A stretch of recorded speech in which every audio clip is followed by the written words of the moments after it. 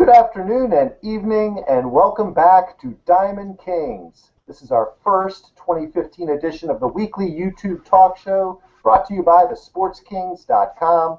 I'm your host, David Whitlock from Houston, Texas. No, they have not fired me yet.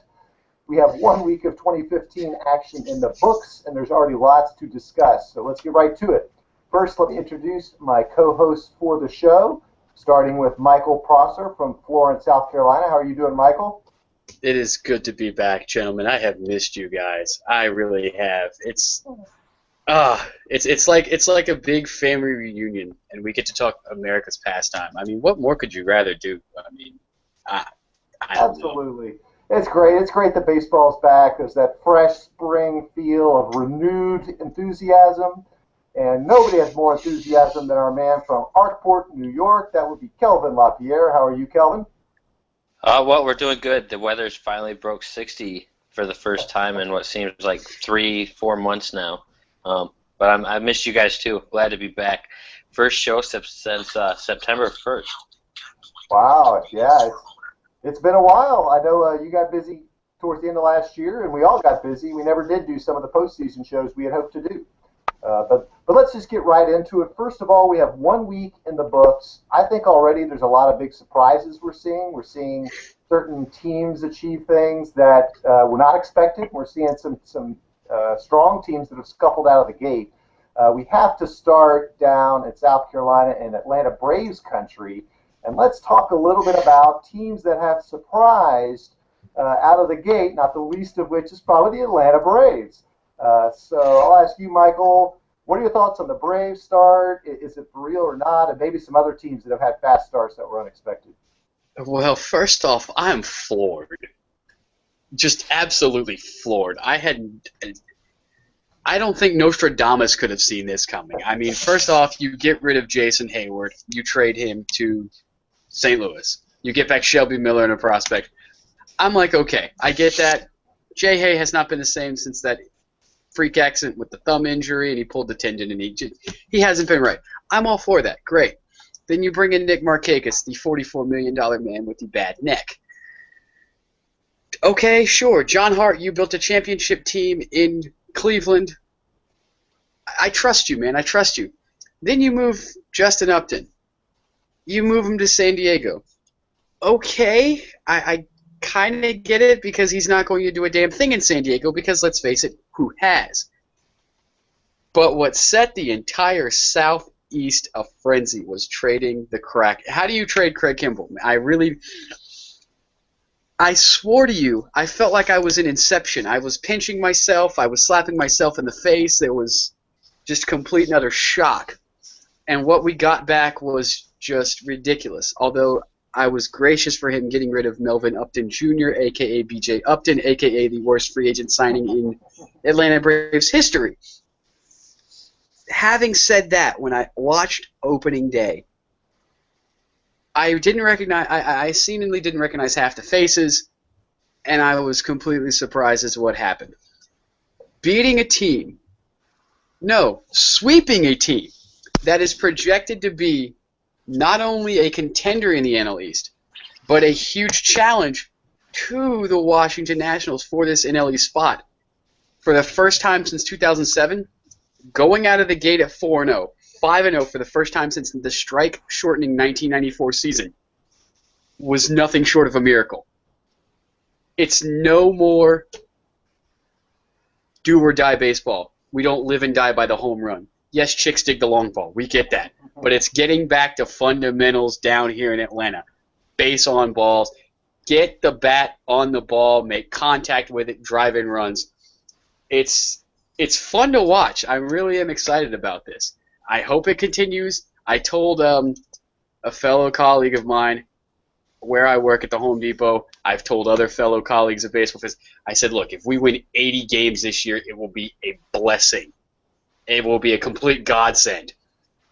Now, I don't know. I mean, 85 is very possible.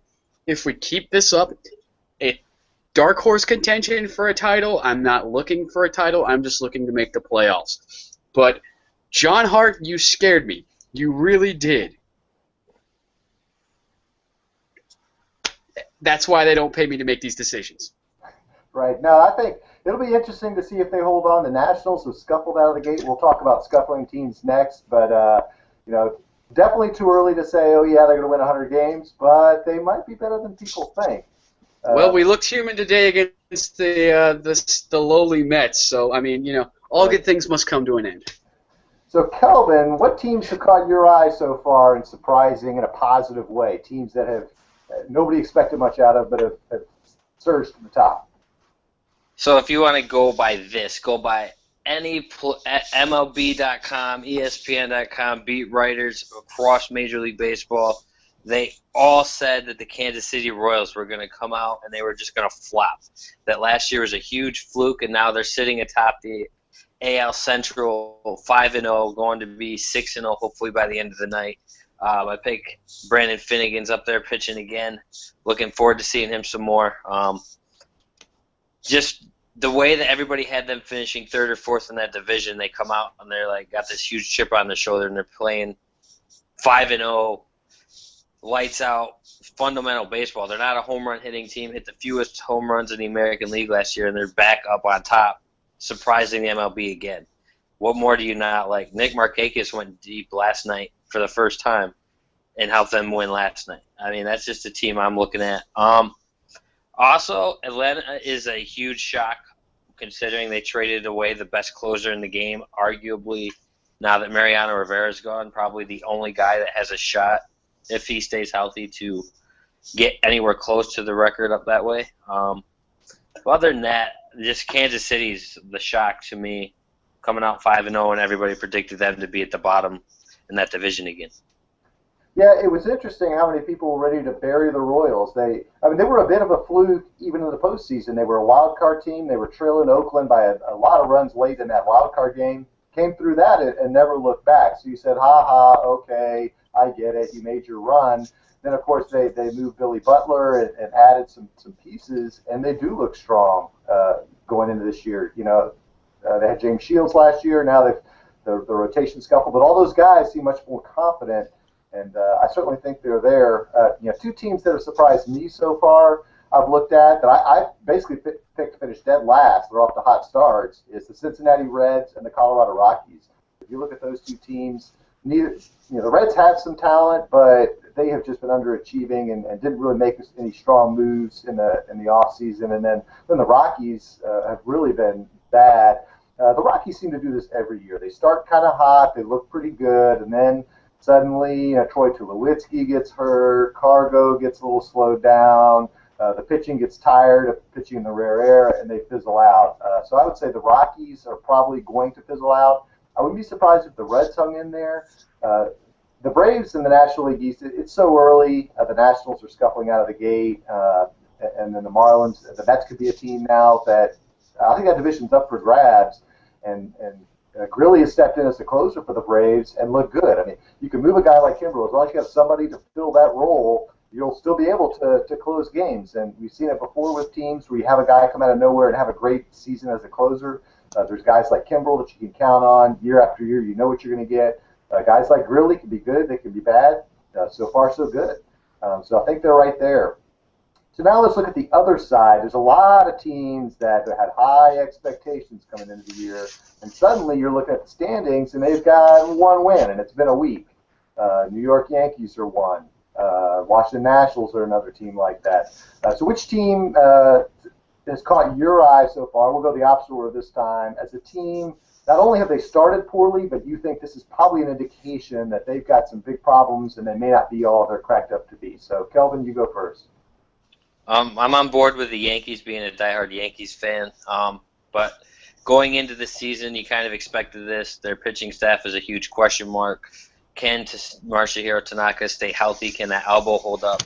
Everybody's talking about his velocity being down, but if you look at his first start compared to all his starts last year, his fastball is only like 0.3 of a mile an hour slower than it was combined last year in his first start. So his velocity is still there. CC Sabathia, can he get back to the CC of old? That's probably never going to happen. He's been working with Andy Pettitte, trying to reach into Andy Pettitte's well of hitting the corners with low velocity and just being that type of pitcher. Hasn't seemed to be able to find that. doubt he ever will. He got rocked his first outing, was rocked all of spring in his 2 starts in the spring. Another surprise team to me is the Pittsburgh Pirates. I mean, you didn't hear much about them in the offseason, but only having 1 win in the first couple series is kind of shocking to me. I mean, yeah, they're in a tough division with Cincinnati, Chicago, St. Louis, and Milwaukee, but they should have more than 1 win. And they just got swept last night by Milwaukee. It's not looking good for them, not having Russell Martin back into their catching hole anymore, so that's kind of a leader they lost off the team to Toronto. And Toronto's the team that is also going to be really good, but their pitching staff is another one. Can they stay healthy? Yeah, I'm right on board with you with the Pirates. I think there's cause for concern there. They've kind of, in that tough division, they've been right around the wild card for most of the time, and this might be the year that some of the other teams, if Cincinnati stays hot, St. Louis is always going to be there, if the Cubs get some of this young talent developed and is really hitting at the end of the year, it might be a year that the Pirates miss the playoffs. Michael, what do you got? What teams are you seeing that were picked to do really well, but all of a sudden got problems, even though it's only been a week? Well, I mean, I have to agree with Kelvin for a little bit with the Yankees. I mean, I thought the addition of Nathan Eovaldi was masterful. I mean, the stuff that he did in Miami last year was just, oh my God, spectacular. He filled a slot when Jose Fernandez went down. They relied on Nathan Eovaldi. It was nice. But I'm going to have to go back to my roots, I guess, and with this NL East. This Washington Nationals squad, everybody has picked them to pretty much demolish this entire division, demolish the entire East, and just cruise into the World Series. And it hasn't started like that. I don't think that it's cause for concern just yet because Anthony Rendon is on the disabled list. Ian Desmond has looked awful defensively.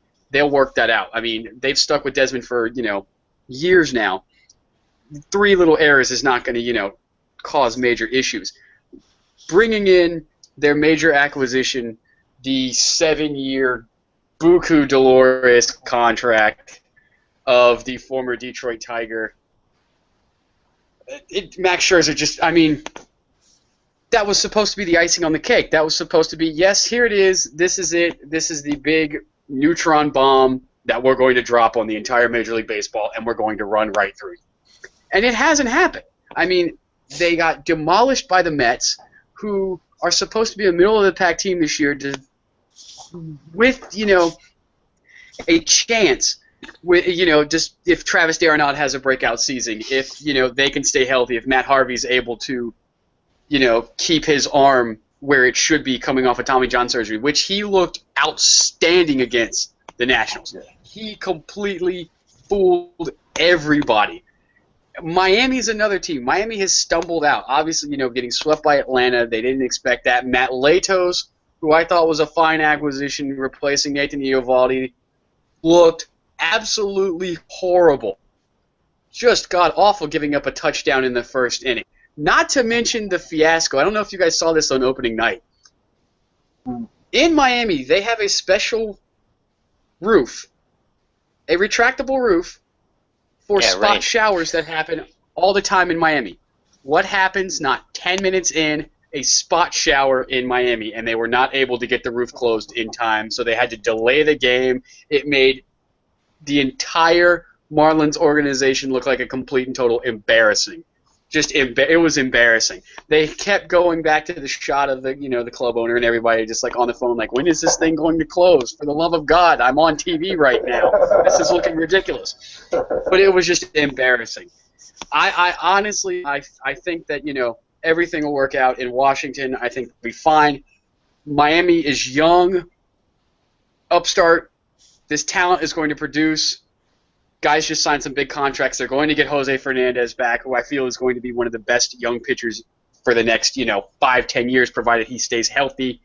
But yeah, Pittsburgh's concerning because of all the stuff that Kelvin touched on. They didn't make any major moves. They lost a guy like Jason Grilli, who's an aging veteran. He's aging, but he's a veteran. He's somebody that was going to be able to help Garrett Cole in that rotation. Though he's a closer, he's still going to be able to give him pitching tips like, hey, next time try hitting this corner. Next time try hitting this corner. losing a guy like Russell Martin to Toronto, losing, you've got all this young talent there, like a Starling Marte. Neil Walker's not getting any younger, though. So there's a decent mix of aging guys and, young guys, but there's no defining guy to take that lead. And I think that's going to be a problem because, like we said, St. Louis got better. Yeah. Chicago apparently has gotten better. We don't know yet.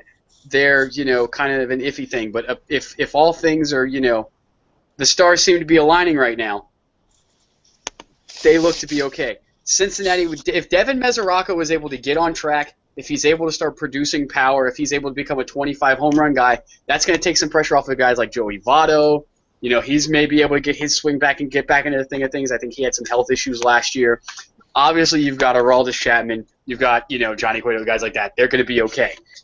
Pittsburgh needs to do something. They need to find something. They need to find something fast. With the Yankees, we saw this coming. You lose Derek Jeter, you lose an icon. And there's nobody to fill that gap. I've seen a couple people in your neck of the woods. I think I was talking to Tad Johnson the other day. You guys know Tad. And he said something about, I'm so used to looking at watching a Yankee game and going, oh, it's hit to the shortstop. Jeter's got this. Wait a minute. And I completely understand that. I know exactly how he feels when we lost Chipper Jones. It was the exact same thing.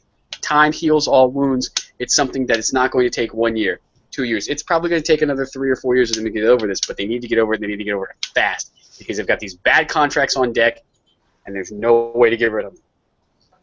Yeah, I'm with you guys on the Yankees. I've got some concerns there. I'm not sure who the leader of that team is.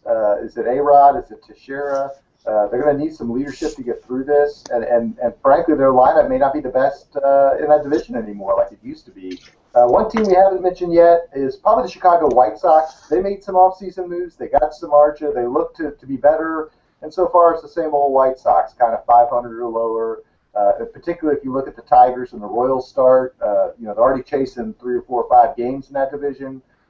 This could be tough for them to compete after some off-season expectation. One division we haven't talked about, the American League West. That's because everybody's like 3-3 in that division, so we haven't sorted anything out yet.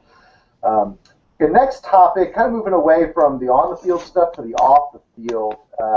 Josh Hamilton of the Los Angeles Angels of Anaheim has been in the news. Of course, he apparently has had a rehab with some of his drug problems. It's been an ongoing story for a decade now.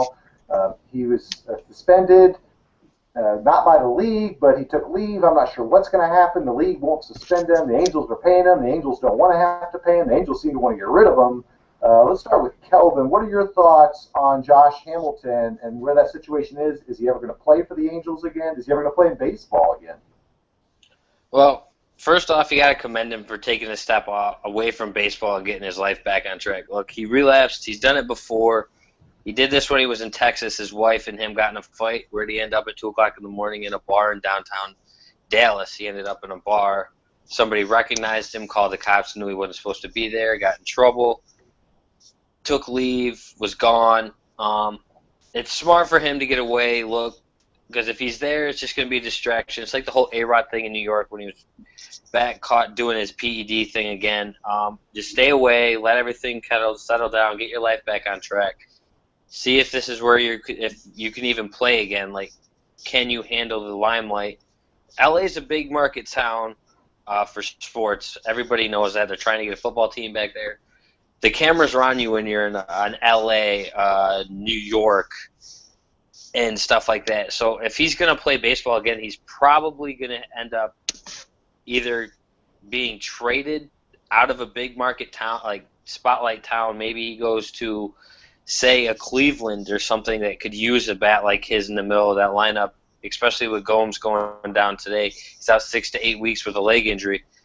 Do they make a shot and say, hey, Hamilton's the missing piece to bat fourth in our lineup, and go after him and get him out of LA, out of the spotlight where it's not going to be a big distraction? You just bring a guy in. He's been to the World Series. He's been in the playoffs. Something that Cleveland doesn't have a lot of on that lineup is playoff talent. It's just one team I could see him going to. The owner's not sure if he'll ever play again for the Angels. If the owner's not sure, I would assume that means the owner wants him gone. It's just one less thing you have to worry about. For my sake, I like Josh Hamilton. He's trying to get his life together. Maybe this isn't the thing for him. Maybe he needs to just take a year away like A-Rod did. A-Rod's come back, and now he feels like a rookie again. He's been a decent person since he's come back. The fans have accepted him back in New York. He hasn't been on the road yet. We're going on the road Tuesday, I believe, is our next game our first game on the road away from Yankee Stadium. So we'll see how he handles that because it's just going to be a boo fest. So for Josh Hamilton, I hope you get better, bud. Get your head on straight before you come back. And if I'm his teammate in LA, I'm talking to him every day, making sure he's doing all right, getting his head on track, making sure he's doing okay, because it doesn't seem like the owner wants anything to do with this anymore. Yeah, of most concerns, the way the Angels are handling it to me, I imagine his teammates, both current and former, are more than supportive. It's a shame that, from a human being standpoint, that he's still tormented by these demons. Like you, I hope he gets better. Michael, what are your thoughts on the Josh Hamilton situation? Well, again, like Kelvin, I agree with commending Josh for, realizing that A, I have a problem, and B, I need help. It is a struggle that he's had since, if I'm not mistaken, it's a struggle he's had since his time in Tampa Bay. Oh, yeah. It's been that long. When people considered him to be one of the biggest draft busts in MLB history, and then all of a sudden he comes out, leaves the Tampa Bay market, goes, and blows up. My thing is this. I don't know what Art Moreno wants to do, and I don't know if people know what he wants to do. I think Art Moreno's confused right now, and I think that Josh Hamilton is not getting the support that he needs in LA, and I'll tell you why. CJ Wilson, that's at Straight Edge Racer on Twitter if you guys ever want to follow him. He's actually a really good follow. Nice, seems to be a nice guy. Came out and told ESPN, he said, look, I think that the owner and that the brass upstairs would be behind Josh Hamilton more if he produced more on the field. Now, I don't know about you, but to me that doesn't sound very supportive. This is a guy who, he's hit 30, 35 before. I think he even topped 41 in Texas, if I'm not mistaken. The guy's on the books right now for $23 million, plus I think a $2 million, plus his $2 million signing bonus with this year. I don't think he becomes a restricted free agent, unrestricted free agent until like 2018. If I looked, it may even be 2019. So if Cleveland wants to bring this guy in, if that's even a one team that can bring him in, do you have the room for it? That's a huge contract that you're going to have to take. If I'm not mistaken, I think it gets bigger one more year down the road and then starts to decrease. So that's obviously a problem, but I agree completely. He needs to go to a small He needs to go to a smaller market. LA is way too big of a market for him. He needs to go back. He needs to refocus. It seems to be happening a lot these days. You've got Josh Hamilton in MLB. You've got Johnny Manziel in the NFL. You've got, countless players in the NBA are getting in trouble in big markets. Take a step back, Josh. Figure this stuff out. You've got time. We're all behind you because we know that you can do this. It's a sad thing to see because you know of how good of a player he is, and he needs to go somewhere supportive. If the guys in LA aren't going to support him, he needs to get out, whether it be go back down and take a year in the minors just to get, your stuff back together and everything. You need to spend, a few days in the Inland Empire, man. If you need to go back down to single A to do it, just get your life back together first. Because if you can't play baseball, at least you can live your life. You can't play baseball if you don't have a life to live. Yeah, that's the main thing of concern is that, mentally, you go through these things and you have a problem like drugs. Sometimes people make very, very bad decisions about, about their life, their relationships, and things like that. So all we can hope, I think the best way this story ends, put the baseball aside. I don't think he plays baseball in LA again. He gives up the game for at least this year, maybe next. Whatever happens to his contract, which I looked up while you were talking, is I think $25 million this year, and then the next two at $32 million. So yeah, but pretty loaded. But don't forget in that contract that they drew up, knowing that he's had relapses before. They drew up in that contract that there's a enforce clause that can keep him off the field, and he doesn't get paid for it. So this might not hurt them that bad. Right. And then if he gets traded, that clause stays in his contract. So, I mean, he can be traded, and it won't cost them anything. But now you've got this whole thing about Keith Olbermann coming out and saying something needs to be looked at here, because apparently Marino may have leaked information about this Josh Hamilton thing out before, anything else has happened. And Olbermann's like, no, there needs to be a full-on investigation. But, of course, I take everything Keith Olbermann says with a grain of salt and a shot of tequila, and I throw the salt out because I hate Keith Olbermann. I can't Keith stand Olbermann that is a guy. guy. Keith Olbermann is like methamphetamine. You take it in small doses. Maybe a misplaced joke on. Wait, that was really bad to say talking about Josh Hamilton. Oh my God! but we move on. But to finish my thought, I hope maybe 3, 4, 5 years from now, whatever has happened with baseball, he gets his life together. Maybe he can be an advocate for kids not using drugs, and maybe he has his life together. He's living comfortably, and he can talk a little bit more about it. But until then. We'll have to go through this, and the Angels are in a bad spot. But most of all, we hope he gets better. So last question is going to surround give me any prediction you want. It could be a controversial prediction, a main prediction, like maybe the 2 pennant winners and the World Series champ, maybe early MVP Cy Young candidates. I'll leave it kind of open because we could spend all day kind of going through each of the categories. But we'll start with Michael this time. Give me some thoughts and give me some predictions for how this year is going to play out, now one weekend. All right, I got one. And you guys are going to be like, seriously? No, write it down. I'm telling you this. Chicago, your Cubs, will have a 30 home run hitter, but it won't be Anthony Rizzo. It will be Chris Bryant. Chris Bryant will be called up sometime within probably the next, 2, by maybe next week 3 again. months. 2 or 3 months. He's going to pull a George Springer. He's going to hit 30 big ones this season. It's going to happen. It probably won't happen because usually I'm wrong about these things. But hey, also my next one. This is the year for the sophomore slump for Juan Jose Abreu. I don't see, last year was great, but I think the injury had derailed him to a point where the sophomore slump is coming. It's just, it's bound to happen. They've already, just White Soxed already, despite the fact that they got Jeff Samardzija. I mean, I didn't really even think that was that big of a move. Chris Sale's on the if I'm not mistaken, Chris Sale is on the DL, correct? They did put him on the DL. He's coming back today, I think, maybe, but... Okay. Hopefully that will, kickstart some things. But I'm just going to stick with Chicago's. It's going to be Chris Bryant will hit 30 home runs this season, and Jose Abreu will have a sophomore slump. He may not even hit 25.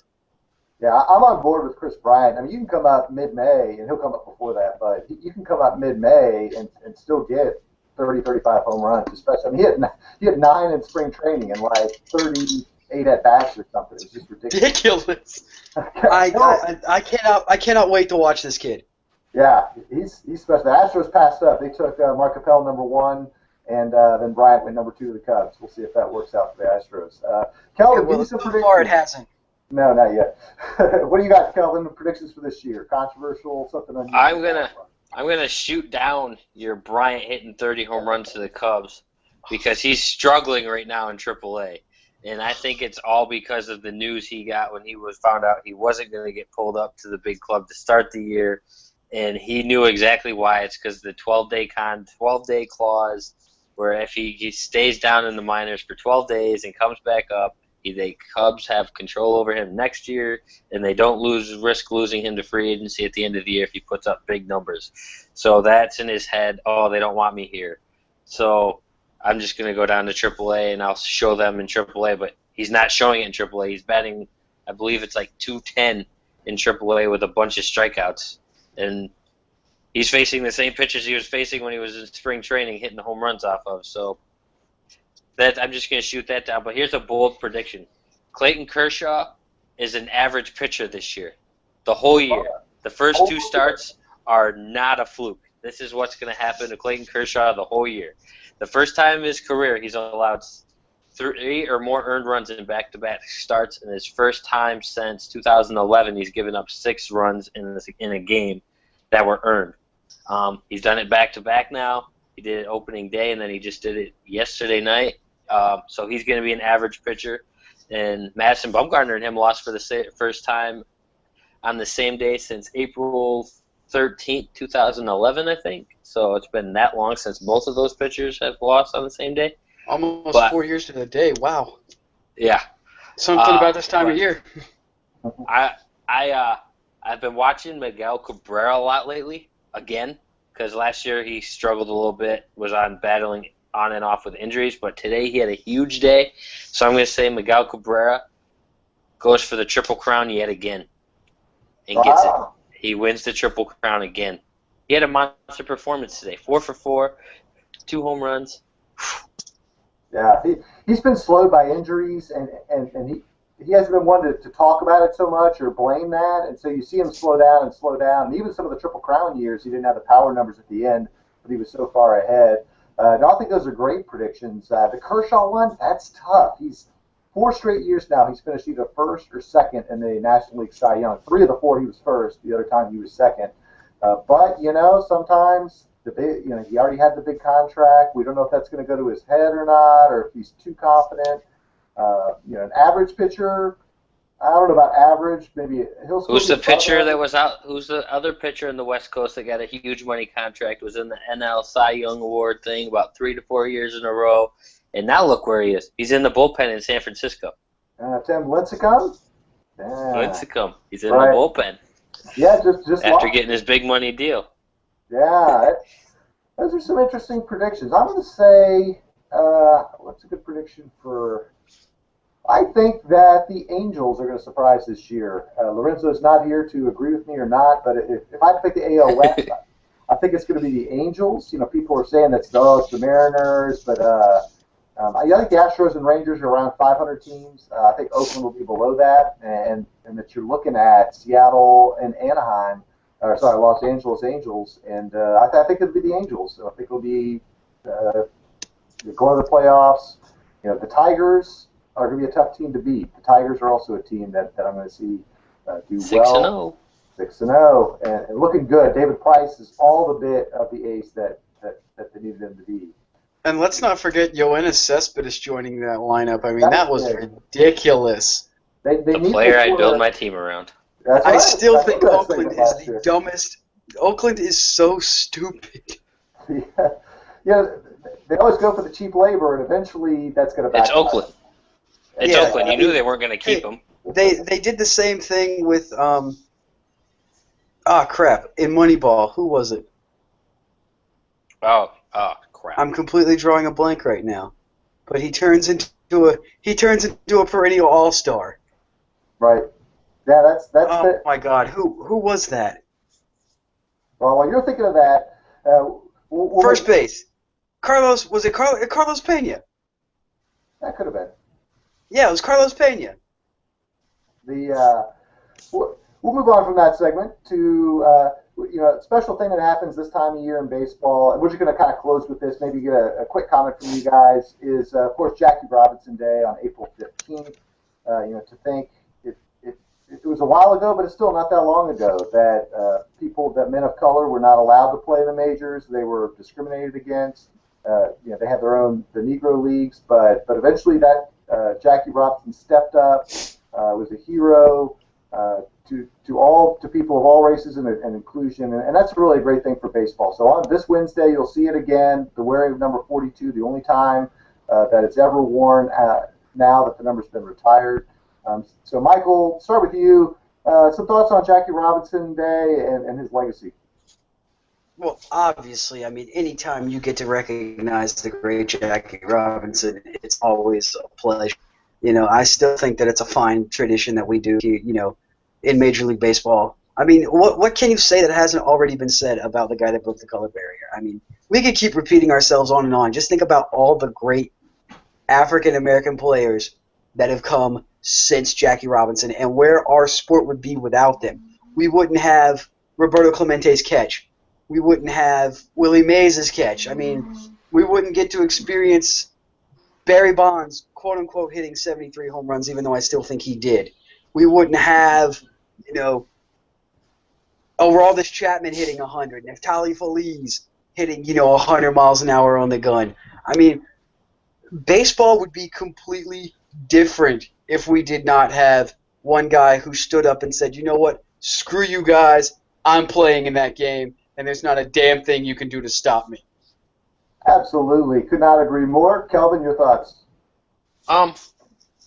Yeah, like Michael said, what more can anybody ever say about Jackie Robinson breaking the color barrier? It's officially retired now. Nobody will ever wear it again besides on Jackie Robinson Day, because Mariano Rivera is now retired for the second year, so that number is completely gone. Nobody will ever wear it again besides on Jackie Robinson Day. And baseball is really the only sport that does this, is where they have a day dedicated to one player.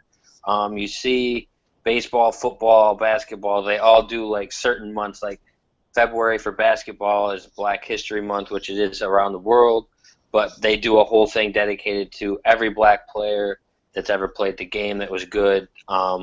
They recognize people. Major League Baseball dedicates one day to the first African American to break into Major League Baseball, and he was a hell of a player. His family's still around. His family, last I knew, attends Yankee Stadium every day. They did when Mariano was there, because they did the Jackie Robinson Award every year. They gave it out at Yankee Stadium, and then they would go around to other ballparks and they give it to one player. What more can you say? Another thing that this kind of does is it kind of brings the whole world together, and it reflects on how wrong racism still is, and it's still a thing today. I think that they're going to try and tie it in. I think that this is just another thing baseball can do to tie in what's wrong, like what's going on in the world. We still have segregation out there with the police officer, with the stuff that's going on now. This is a way for baseball to give back and show that, hey, look, not everybody of Hispanic descent or any other color is racist. We have learned and moved and grown from what we've done and our mistakes, and I just want to see baseball do something to commemorate everything that everybody's gone through. I mean, this isn't just something blacks and whites and everybody's gone through. So, yeah, Jackie Robinson, best of luck to the Robinson family coming up next week. Definitely. No, I echo all those sentiments. We still have problems in our country and throughout the world with racism. I hope his legacy can now take beyond, what we see on the field, and we see players of color, and the three of us, we grew up always with African Americans playing in the game, and it seemed no big deal to us. But things that baseball is trying to do is reach out to inner cities more, build more stadiums, get more kids in the cities, regardless of what color they are, playing baseball and rejuvenate that. And I think that's kind of the next step for baseball. And I do like how we celebrate it every year. It's great. It's usually early in the season, kind of sets the tone for the rest of the season. It's a great day for baseball. Well, we want to thank all of you for watching our first edition of 2015. We hope to do this weekly. We'll have to see how our schedules work. I want to thank Kelvin and Michael again for joining me, some of my more stalwart participants in the panel, and we will hope to see you again next week on Diamond Kings.